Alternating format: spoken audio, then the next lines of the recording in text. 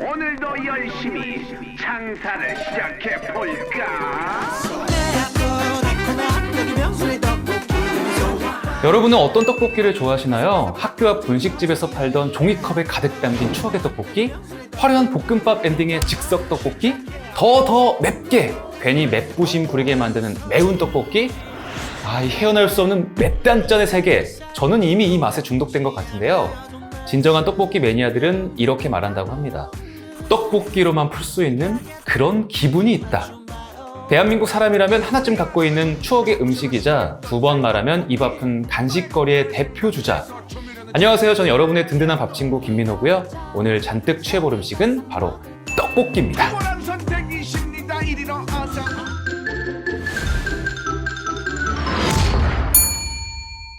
우리가 알고 있는 매콤한 고추장 떡볶이는 1950년대에 들어서 만들어졌는데요.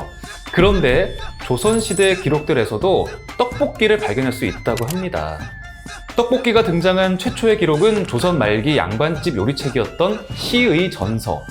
다른 찜과 같은 방법으로 하되 잘된 흰떡을 탕무처럼 썰어 잠깐 볶는다. 다른 찜과 같은 재료가 모두 들어가지만 가루즙은 넣지 않는다. 위 내용으로 볼 때 당시에 떡볶이라는 음식은 일종의 찜 요리였습니다. 그래서 떡볶이가 아닌 떡찜, 떡잡채, 떡전골 등으로 불렸다고 해요. 오늘날의 떡볶이는 가장 대중적인 서민 음식이지만 당시에는 궁중과 사대부 집안에서나 먹던 고급 음식이었다고 합니다. 떡을 비롯한 고기와 버섯 등 떡볶이의 재료들이 서민들이 먹기에는 값비싼 재료들이었기 때문이죠. 역사 속에서 떡볶이를 가장 사랑한 사람은 바로 영조의 어머니 축빈 최씨. 영화나 드라마에서 자주 다뤄지는 인물이기 때문에 익숙하실 텐데요. 여러분도 익히 알고 있는 동의입니다. 임금 비서실이라 볼 수 있는 승정원에서 쓴 승정원 일기를 보면 영조가 신하와 나눈 대화에 떡볶이가 등장합니다.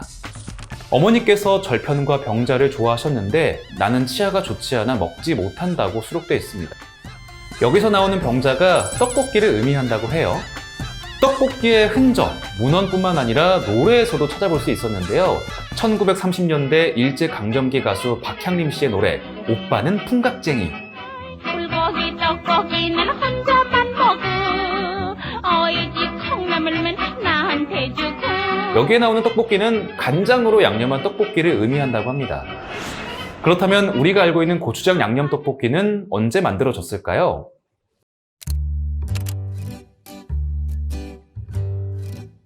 우리에게 익숙한 매콤하고 달짝지근한 떡볶이의 탄생에는 여러 설이 있지만 마봉님 할머니의 이야기가 가장 널리 알려져 있습니다. 가르쳐주고 어쩌고 하잖아요. 내가 그렇게 영구적으로 그렇게 한 거예요. 중국 음식점에서 식사를 하던 마봉님 할머니가 가래떡을 실수로 짜장면에 떨어뜨렸는데 짜장 소스가 묻은 떡이 맛이 좋아 고추장을 조금 넣어 매콤한 떡볶이를 개발하게 되었다는 겁니다.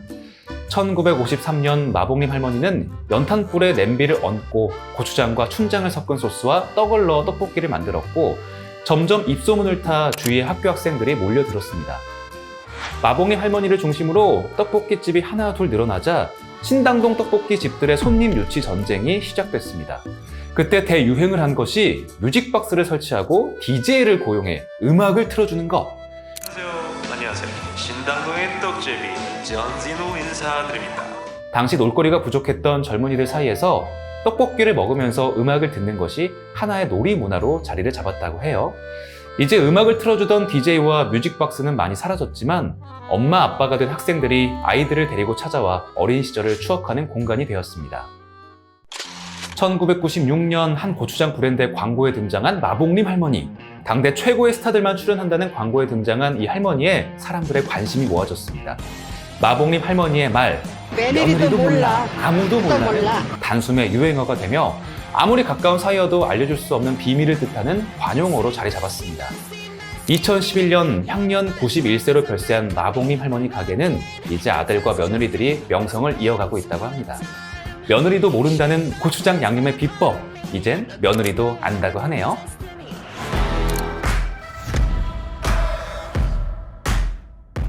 멤버가 딱 둘인데 분열이 심한 그룹이 있다? 바로 밀떡볶이 대 쌀떡볶이. 밀떡이냐 쌀떡이냐 논란은 구먹 찍먹만큼 역사가 유구한 논쟁인데요. 이러한 다툼이 시작된 것은 바로 밀떡볶이와 쌀떡볶이가 분명히 다른 특성을 가지기 때문입니다. 밀떡볶이는 탱글탱글한 식감에 양념이 고루 배인다는 장점이 있고, 쌀떡볶이는 쫀득쫀득한 식감에 시간이 지나도 불지 않는 데다 밀가루떡 특유의 냄새가 나지 않죠. 극명하게 갈리는 이 취향 차이 때문에 밀떡과 쌀떡을 섞어서 쓰는 떡볶이집도 늘어나고 있어요. 여러분의 취향은 밀떡이신가요? 쌀떡이신가요?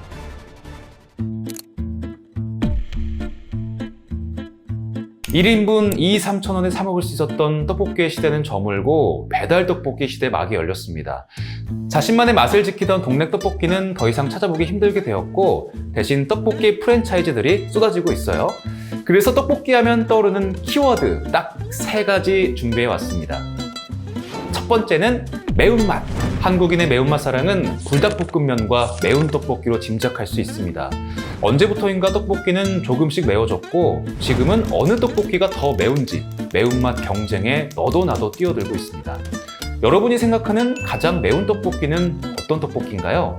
41만 명이 투표한 결과 1위는 바로 동대문 엽기 떡볶이였습니다. 그 뒤를 신전 떡볶이와 응급실 떡볶이가 잇고 있는데요.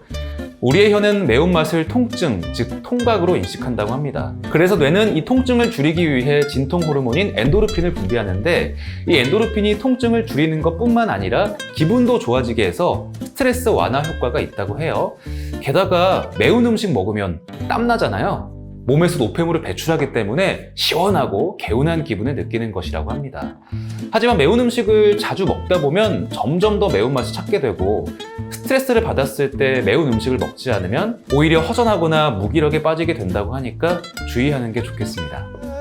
좋아, 떡볶이가 너무나 좋아. 두 번째는 원조 논란. 여러분 몇 년 전 떡볶이를 뒤흔들었던 로제 떡볶이의 등장을 기억하시나요? 그런데 이 로제 떡볶이 시장에 원조 논란이 불거졌습니다. 로제 떡볶이로 인기를 끈 떡볶이 프랜차이즈가 그 전에 다른 브랜드 가맹점을 운영하는 동안 레시피를 그대로 가져왔고, 그 레시피를 바탕으로 사업체를 차렸다는 건데요. 이에 배떡은 레시피를 도용한 것이 아닌 다년간 소스 연구 개발하는 회사와 현재 레시피를 개발했다고 반박. 뿐만 아니라 레시피 도용 관련 민형사상 소송에서 승소했음을 밝혀 레시피 도용 논란을 강하게 부인했습니다. 누가 로제 떡볶이 레시피의 주인인가를 두고 레시피의 원조 공방은 법원의 판결만 기다리고 있는 상태라고 하네요. 세 번째는 가격. 1인분에 2~3,000원 하던 떡볶이 요즘 정말 찾아보기 힘들죠. 프랜차이즈들이 떡볶이의 양을 늘리고 그에 맞춰 가격도 올리면서 어쩔 수 없이 2~3인분씩 주문해야 하는 현상이 발생했어요. 커다란 플라스틱통 한가득 담겨오는 떡볶이, 기본 14,000원에 토핑을 한두 개 추가하다 보면 금세 2만 원이 된다는 거. 네티즌들은 몇 년 새 급격하게 신분 상승한 음식으로 곱창과 떡볶이를 뽑기도 했습니다.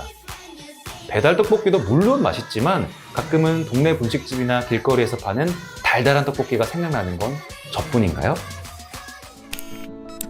여러분, 2018년 출판계에서 대유행을 했던 책 죽고 싶지만 떡볶이는 먹고 싶어 기억하시나요? 죽떡 먹을 시작으로 힐링 에세이가 너무 유행을 한 나머지 서점에 가면 책 표지들이 다 누워있는 그림뿐인 우픈 상황이 생기기도 했는데요. 서울시가 10,000명을 대상으로 나를 위로하는 음식을 조사한 결과 사람들이 뽑은 위로의 음식 1위는 바로 떡볶이였습니다. 언제부터 떡볶이는 위로와 치유의 음식이 되었을까요? 언제부터인지는 몰라도 500원짜리 컵볶이를 들고 집으로 돌아가던 초등학생은 자라서 떡볶이에 맥주를 곁들이는 어엿한 어른이 되었습니다. 이쯤 되면 우리를 키운 건 엄마, 아빠, 그리고 떡볶이라고 할 수 있지 않을까요? 오늘 저녁은 맵단짠 무한 메비우스의 띠, 떡볶이 어떠신가요? 다음엔 더 맛있는 이야기로 찾아오겠습니다. 안녕!